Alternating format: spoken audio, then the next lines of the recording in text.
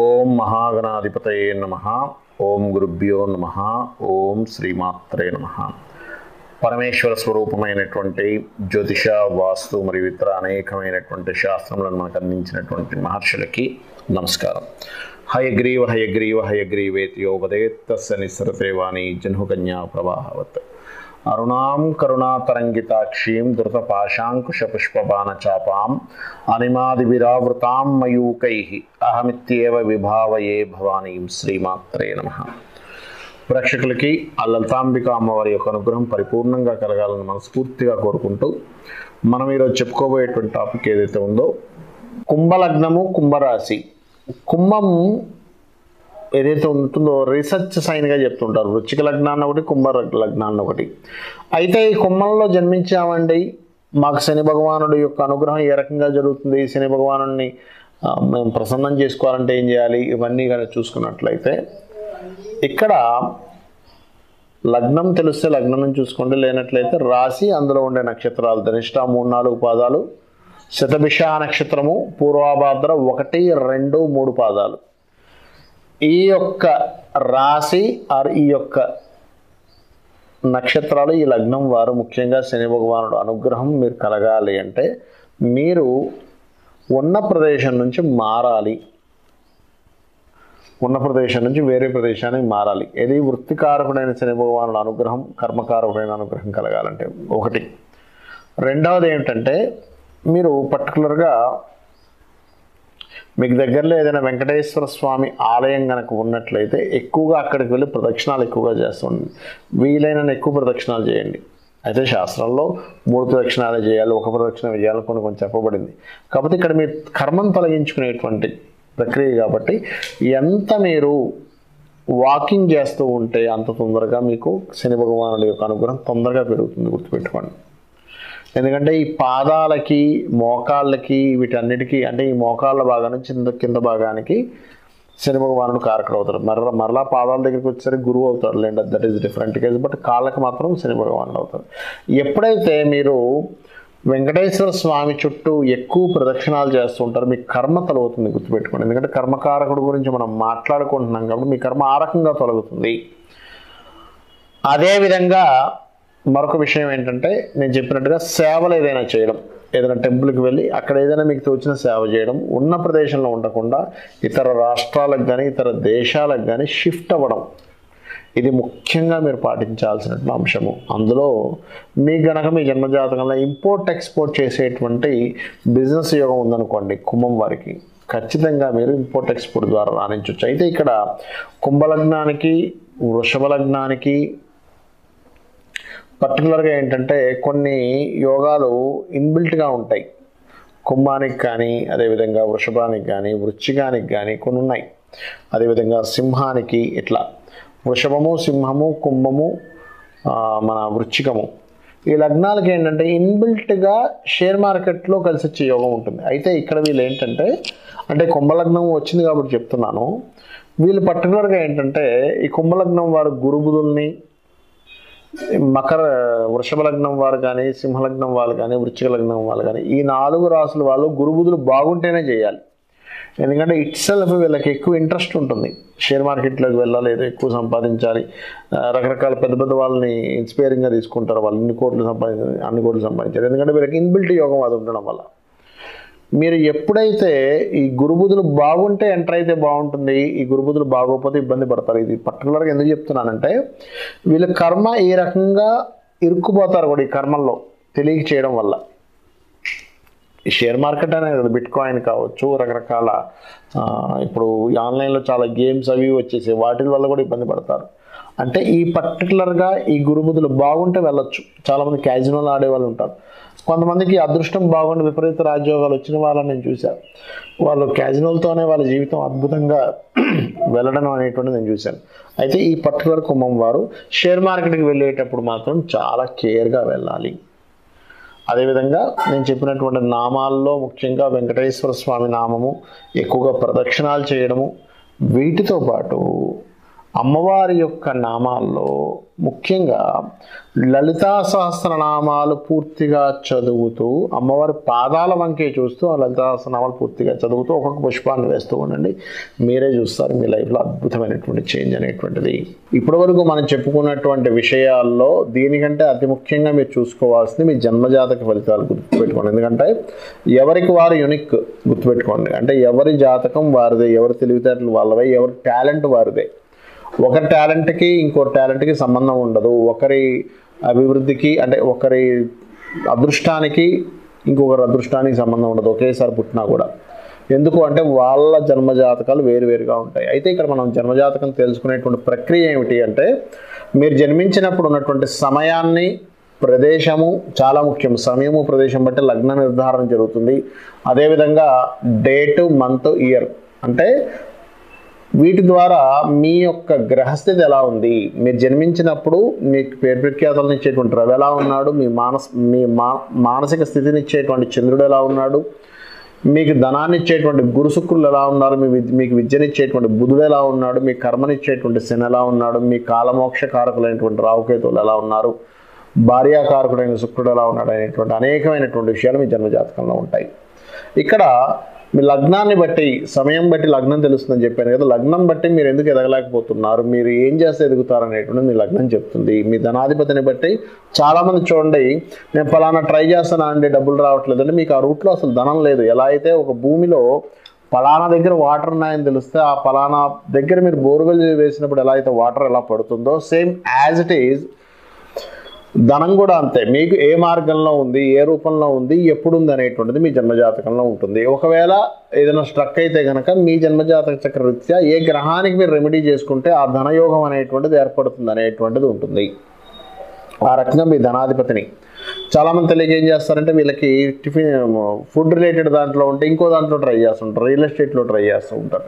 అక్కడ రాదు, ఎందుకంటే అక్కడ లేదు ఆ యోగం అనేటువంటిది. అదేవిధంగా మీరు చేసే ప్రయత్నాలు కానివ్వండి, మీరు ఏ డైరెక్షన్లో ఉంటే బాగుంటుంది అనేటువంటిది కానివ్వండి, ఎందుకంటే అన్ని దిశలు మంచివే.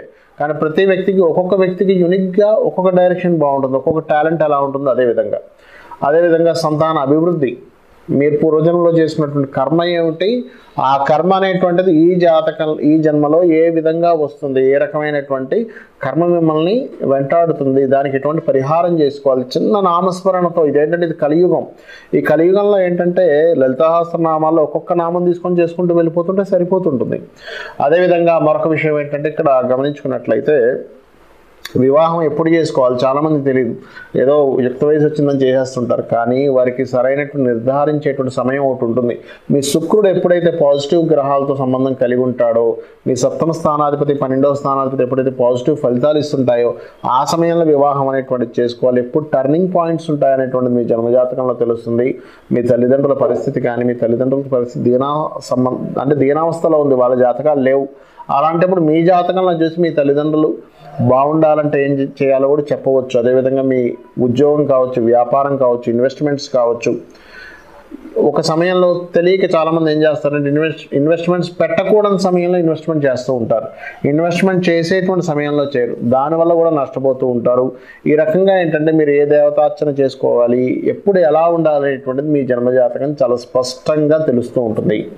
కాబట్టి మరి మీకు ఇక్కడ సందేహం కలగొచ్చేవండి, మరి మన జన్మజాతకంలో ఉంటే మనం ఈ వార ఫలాలనో మాస ఫలాలనో లేకపోతే ఇప్పుడు మీరు చెప్పినటువంటి ఇవన్నీ ఎందుకు చెప్పుకుంటున్నాము అంటే ఒకటే గుర్తుపెట్టుకోండి, మన నిర్ణయాలు ఒక రకంగా ఉంటే మనకు సంబంధం లేకుండా బయట ఉండే వాతావరణం కానివ్వండి, బయట ఉండేటువంటి సిచ్యువేషన్స్ కానివ్వండి, బయట ఉండే ట్రాఫిక్ కానివ్వండి, మనకు సంబంధం లేకుండా ఒక దగ్గరికి వెళ్దాం అనుకుంటున్నాం, 1 గంటలో వెళ్ళాలి కానీ ట్రాఫిక్ జామ్ అయితే 2 గంటలు అవుతుంది, మీకు సంబంధం లేదు అది.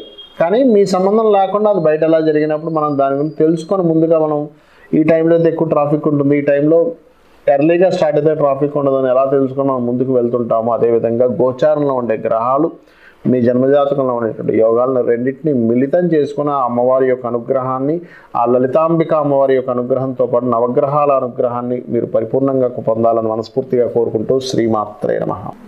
మనిషి యొక్క అభివృద్ధికి కానివ్వండి, మనిషి యొక్క పతనానికి కానివ్వండి, ముఖ్యంగా 3 భావములు అత్యంత కీలకంగా చూసుకోవాలి. ఏమిటా 3 భావాలు చూసుకున్నట్లయితే, ఏ మనిషి అయినా సరే ఎదగాలి, అంటే చూడండి, ఒక పేరు ప్రఖ్యాతలు రావాలన్నా ఎదగాలన్నా ముఖ్యంగా చూసుకోవాల్సిన దశమ భావము. అంటే మీరు ఏం చేస్తున్నారండి అంటే మీ గుర్తింపు ఎలా వస్తుంది అంటే మన గుర్తింపు మనం చేసే వృత్తి వల్ల వస్తుంది, మనం చేసే కర్మ వల్ల వస్తుంది. నేను ఫలానా కలెక్టర్ గారు అనగానేమో కలెక్టర్ గారు అంటాం, మనిషిని చూడడం, అతనికి ఉన్నటువంటి పోస్టుని చూస్తాం, లేదా సీఎం అంటాం, లేదా పిఎం అంటాం, లేకపోతే ఒక ఆఫీసర్ అంటాం. అలాగే మనం చేసే కర్మ అంత ముఖ్యమైనది. అంటే దశమభావం ఈజ్ మోస్ట్ ఇంపార్టెంట్. మరి ఎవరైనా సరే ఈ దశమభావాన్ని ఎనీ లగ్న 12 లగ్నాల్లో మేషం నుంచి మీనం వరకు ఉన్న అన్ని లగ్నాల్లోని కూడా దశమ స్థానాధిపతి బాగుపడాలి అంటే మీరు ముఖ్యంగా చేయాల్సింది మీ లగ్నం నుంచి దశమాధిపతి ఎవరు అనేటువంటి చూసుకోవాలి, గుర్తుపెట్టుకోండి. అంటే మేషానికి శని, వృషభానికి శని, మిథునానికి గురువు, కర్కాటకానికి కుజుడు, సింహానికి కూడా శుక్రుడు, కన్యారాశికేమో బుధుడు, తులారాశికి చంద్రుడు, వృశ్చికానికేమో రవి, ధనస్సుకేమో బుధుడు అగైన్. అదేవిధంగా మకరానికి శుక్రుడు, కుంభానికి కుజుడు మరియు మీనానికి గురువు అవుతాడు. అంటే ఈ దశమాధిపతి ఉన్నటువంటి గ్రహానికి వెళ్ళి మీరు దీపారాధన చేయాలి, గుర్తుపెట్టుకోండి. ఇట్ ద సేమ్ టైం నాకు జాతకం తెలియదండి, దశమాధిపతి ఎవరో తెలియదు అని అనుకున్నప్పుడు లలితా సహస్రనామాల్లో మొదటి నామం ఉంటుంది, ఓం శ్రీమాత శ్రీ మహారాజ్ని శ్రీమత్ సింహాసనేశ్వరియే నమః అనేటువంటిది. ఈ నామాన్ని రెగ్యులర్గా మీరు హాఫ్ అన్ అవర్కి తగ్గకుండా కనుక చేసినట్లయితే ఖచ్చితంగా మీరు అనుభవిస్తున్నటువంటి ఇబ్బంది ఏదైతే ఉందో, ప్రొఫెషనల్గా ఉద్యోగరీత్యా ప్రమోషన్ రావట్లేదనో, సరైన ఉద్యోగం దొరకటం లేదనో, లేకపోతే ఉద్యోగంలో ఉన్నప్పటికీ వైరాగ్యంగా చేస్తూ ఉంటారు ఒక్కోసారి, అటువంటి ఇబ్బందుల నుంచి తొలగిస్తుంది. ఒకటి దశమ స్థానం. రెండవది ముఖ్యంగా ధనస్థానం. ధనం మూలం మిదం జగత్ అంటూ ఉంటారు. అంటే ఏమిటి, మనకి ఏ అవసరం ఉన్నా తీర్చుకోవాలి అంటే ప్రాణం అంటే మనం కొనుక్కోలేం, కానీ మిగతా అవసరాలన్నీ ఏం కొనుక్కోవాలి, ఏం కావాలన్నా ధనం కావాలి. మనకి చూడండి, సొసైటీలో ఇవాళ రేపు మీకు వాల్యూ ఇచ్చేటువంటిది కూడా ధనంతోనే ఇస్తూ ఉన్నారు. అంటే వేరే వాటితో వాల్యూ రాదని కాదు, మన విద్య వల్ల వస్తుంది, మన క్యాటర్ వల్ల వస్తుంది, వస్తుంటాయి. కానీ మనం ఏదైనా సరే ఒక హౌస్ కొనుక్కోవాలి, ఏం చేసుకోవాలన్నా ధనం. మరి ఈ ధన సంబంధించినటువంటిది ప్రతి జాతకంలో రెండవ స్థానాధిపతి అని ఉంటారు. ఆ రెండవ స్థానాధిపతి ముఖ్యంగా బాగుండాలి. ఇందాక నేను చెప్పినట్టుగా దశమ స్థానాధిపతి ఎలాగో ఇక్కడ రెండవ స్థానాధిపతి, దశమ స్థానాధిపతితో పాటు శనిని చూసుకోవాలి, ఇక్కడ రెండవ స్థానాధిపతితో పాటు శుక్రుడిని ఖచ్చితంగా చూసుకోవాలి ఇక్కడ. అలాగే రెండవ పోర్ట్ఫోలియో అంటారు జ్యోతిష్ శాస్త్రంలో, అది క్యాలిక్యులేటివ్ ద్వారా తెలుస్తుంది, బయటకు కనబడేటువంటి విషయం కాదు. సో ఈ గ్రహాల యొక్క స్థితిలో రెండవ స్థానాధిపతి ఎవరు, ఇక్కడ ముఖ్యంగా ఏంటంటే ఈ రెండవ స్థానాధిపతి ఎవరో తెలిస్తే కానీ మీకు ఎలా డబ్బులు వస్తాయో అర్థం కాదు. అంటే ఉదాహరణకి రవి అనుకోండి, రెండో పోర్ట్ఫోలియో రవి, గవర్నమెంట్ వాటి మూలంగా ధనం వచ్చే యోగం ఉంటుంది, లేదా మెడికల్ మూలంగా ధనం వచ్చే యోగం ఉంటుంది. చంద్రుడు అనుకోండి, ఫార్మసీ రిలేటెడ్ సంబంధించినటువంటి లేదా ట్రావెలింగ్ రిలేటెడ్. కుజుడైతేనేమో పర్టికులర్గా మీకు రియల్ ఎస్టేట్ రిలేటెడ్, బుధుడైతేనేమో వ్యాపారాలు, గురువు అయితేనేమో teaching related or any guiding related, శుక్రుడైతే కళారంగ సంబంధించినటువంటి, శని అయితేనేమో ఎనీ కన్సల్టెన్సీ రిలేటెడ్ లేకపోతే ఏదైనా జాబ్ చేసుకోవడము, రాహుకేతువులు అయితే విదేశాలు, ఫార్మసీ, సినిమా ఫీల్డ్, ఇట్లాంటి వాటి వల్ల కూడా వస్తూ ఉంటుంది. అంటే ఇక్కడ ఏమిటి, ఫస్ట్ అసలు మీ జన్మజాతకంలో సెకండ్ లార్డ్ ఎవరు, సెకండ్ పోర్ట్ఫోలియో ఎవరు, ఏ మార్గం ద్వారా డబ్బులు వస్తుంది అనేటువంటి ముఖ్యమైనటువంటి భావం కూడా రెండో భావం, ఇది కూడా చూసుకోవాలి. ఇక మనం కర్మ చేస్తున్నాము, డబ్బులు సంపాదిస్తున్నాము, అనుభవిస్తామా లేదా అని చెప్పేది 11వ భావం. అంటే మనిషి ఎంజాయ్ చేస్తాడా చేయడా, ఊరికే కష్టపడుతూ ఉంటారు కొంతమంది, పొద్దు నుంచి సాయంత్రం వరకు కష్టపడమే అనే పని అవుతుంది, కానీ ఎంజాయ్ చేయడం అనేటువంటిది ఉండదు, సుఖం అనేటువంటిది ఉండదు. సుఖపడతారా సుఖపడరా మనిషి అంటే అది చూసేది 11th హౌస్ ద్వారా తెలుస్తుంది, అంటే ఎంజాయ్ చేయడం ద్వారా. మనకి రెండు బాగున్న 11వ స్థానం బాగాలేదు, వేస్ట్ అయిపోతుంటుంది. కాబట్టి ఏంటి, 11వ స్థానం మీకు బాగుండాలి అంటే ముఖ్యంగా మీరు గుర్తుపెట్టుకోండి, ఈ 11th లార్డ్ ఎవరో తెలుసుకుని దానికి సంబంధించిన ఆ గ్రహానికి సంబంధించినటువంటి దీపారాధన చేయాలి. అంటే లగ్నం నుంచి 11వ స్థానం. అయితే ఇందాక నేను మీకు ఫైనాన్షియల్ దాని గురించి లలితాసహస్రనామాల్లో ఒక నామం ఉంటుంది, ఏమిటది అంటే ఓం సంపత్కరీ సమారూఢ సింధుర వ్రజ సేవితాయే నమః. ఈ నామాన్ని ఎంత మీరు చేస్తూ ఉంటే మీకు అంత చక్కగా ఫైనాన్షియల్ గ్రోత్ అనేటువంటిది పెరుగుతూ ఉంటుంది. ఇక 11th లార్డ్ ఎప్పుడు మీకు యాక్టివేట్ అవుతాడు ఏమిటి అని చెప్పి చూసుకున్నట్లయితే, ఇప్పుడు మీ ఉదాహరణకి మీ జన్మజాతకంలో 11వ స్థానాధిపతి పాడైపోయాడు, అసలు ఆనందమే లేదండి నా లైఫ్లో, ఎంత ప్రయత్నం చేస్తున్నా సరే ఆనందం లేకుండానే నా జీవితం అలా వెళ్ళిపోతూ ఉంది, దీనికి మరి ఏమిటి అని అనుకుంటే కనుక నేను చెప్పేది ఒకటే. 11వ స్థానం మీకు తెలియదు, మీ జాతకంలో అసలు 11వ స్థానాధిపతి ఎవరో తెలియదు, కానీ ఏం చేయాలి అన్నప్పుడు మీకు దగ్గరలో ఆలయాల్లో ఎటువంటి ఉత్సవం జరిగినా గుర్తుపెట్టుకోండి, ఎటువంటి దైవకార్య సంబంధించిన ఉత్సవం జరిగినా వెళ్ళి పార్టిసిపేట్ చేయండి, అక్కడ ఏదో ఒక సేవ చేయండి. మీకు తెలియకుండానే ఖచ్చితంగా మీ జన్మజాతకంలో 11వ స్థానం అంటే మీరు ఎంజాయ్ చేసే స్థానం కానివ్వండి, మీరు లాభాలు పొందేటువంటి స్థానం కానివ్వండి, మీ సక్సెస్ వచ్చేటువంటి స్థానం కానివ్వండి, అది ఆటోమేటిక్గా మీకున్నటువంటి దోషాలపై యాక్టివేషన్ అవుతాయి. ఇవి ముఖ్యంగా ఈ మూడు స్థానాలు ముఖ్యంగా చూసుకోవాల్సినటువంటిది. మరి మిగతా 3 స్థానాలు కూడా ఉంటాయి. ఏమిటా మిగతా 3 స్థానాలు అంటే, 3వ స్థానం అంటే దారిద్ర స్థానము, అదే ధైర్యము సాహసం చేసేటువంటి స్థానం 3వ స్థానము. 6వ స్థానం పూర్వజన్మ కర్మస్థానం, ఇది 8వ స్థానం లైఫ్లో సడన్గా లైఫ్ టర్నింగ్స్ ఇస్తూ ఉంటుంది. 12వ స్థానం కూడా ఉంటుంది, బట్ 8వ స్థానం ఎక్కువ ప్రభావం చూపిస్తూ ఉంటుంది. అంటే లైఫ్లో సడన్గా నా లైఫ్ ఏంటంటే ఇలా టర్న్ అయిపోయిందని బాధపడుతూ ఉంటాం. ఆ స్థానం ఇది 8వ స్థానం. సో ఈ మీ 3వ స్థానము, 6వ స్థానము, 8వ స్థానాధిపతులు డియాక్టివేషన్లో ఉన్నప్పుడు ఏమవుతుంటుందంటే అనవసరమైన భయాలు మీకు పెరుగుతూ ఉంటాయి.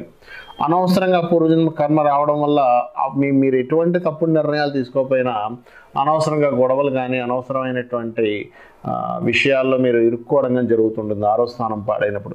8వ స్థానం వల్ల మీరు ఊహించినటువంటి మలుపులు జరుగుతూ ఉంటాయి. అయితే ఈ 8వ స్థానం బాగుందనుకోండి, మీరు ఊహించేటువంటి మలుపులు అద్భుతంగా జరుగుతాయి. 8వ స్థానం పాడైతే ఊహించేటువంటి మలుపులు నెగిటివ్గా జరుగుతూ ఉంటాయి. సో ఈ 3 గ్రహాల్లో మీకు ఎగ్జాంపుల్ ధైర్యం సరిపోవట్లేదు, దుర్గా ఆరాధన చేయండి, ఓం దుర్గాయ నమః అని చెప్పి చేయండి. లేదా మీరు ముఖ్యంగా కనకాంగద కేయూర కమనీయ భుజాన్విత అనేటువంటి నామం ఉంటుంది లలితహాస్త్ర నామాల్లో. ఓం కనక అంగద కేయూర కమనీయ భుజాన్విత అంటే భుజములకు వేసుకున్నటువంటి బంగారు ఆభరణాలు అమ్మవారు ధరించి ఉంది. ఆ అమ్మవారు ధరించినటువంటి ఆ యొక్క ఆభరణాలని నేను స్మరిస్తున్నాను అని చెప్పి ఎప్పుడైతే అనుకుంటూ ఆ నమః అనేటువంటి అమ్మవారికి నమస్కరించుకున్నట్లయితే మీలో ఉన్నటువంటి భయాలపై ధైర్యం అనేటువంటిది పెరుగుతుంది. అదేవిధంగా 6వ స్థానం పాడైతే ఏమవుతుంది అంటే అప్పులు పెరుగుతుంటాయి. అలాంటి సమయంలో ఓం అపర్ణాయై నమః అనేటువంటి నామస్మరణ మీ అప్పులు బాధల నుంచి బయటపడేస్తుంది. అదేవిధంగా 8వ స్థానం ఆకస్మికమైనటువంటి టర్నింగ్స్ జరుగుతున్నాయండి, ఏం చేయాలంటే ఉంటే కనుక మీరు షష్ఠి నాడు గనక సుబ్రహ్మణ్యేశ్వర స్వామి యొక్క ఆరాధన చేయడము, లేదా అష్టమీ చంద్ర విభ్రాజ అలికస్థల శోభితాయే నమః అనేటువంటి నామస్మరణ గనక చేసినట్లయితే మీకు ఖచ్చితంగా ఆకస్మికమైనటువంటి ఇబ్బందుల నుంచి బయటపడడం జరుగుతుంది.